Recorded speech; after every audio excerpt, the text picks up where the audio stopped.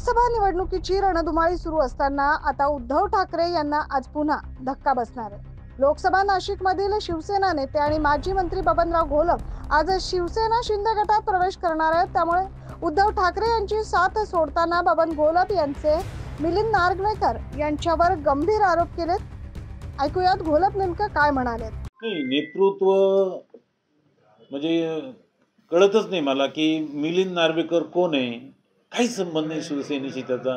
एक सचिव म्हणून आपण त्याला ठेवलंय, त्याचं तुम्ही ऐकता, त्याच्या निर्णयावर तुम्ही निर्णय घेता।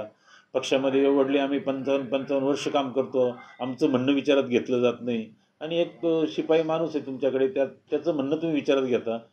काय चाललंय शिवसेनेचं? आतापर्यंत अनेक नेत्यांनी आरोप केला की मी मिलिंदमुळे शिवसेना सोडली, मी मिलिंदमुळे शिवसेना सोडली आणि आता आम्ही पण त्याच्यामुळे शिवसेना सोडतोय।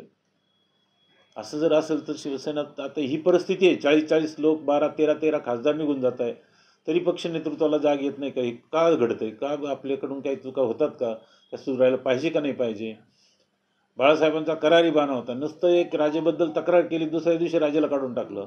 चंद्रमणीची तक्रार आली, दुसऱ्या दिवशी चंद्रमणीला काढून टाकलं। हा कोण माणूस आहे याला तुम्ही एवढं जीव लावताय? पक्ष फुटेपर्यंत तुम्ही त्याला जपताय। मला त्याचं गणित कळलं नाही।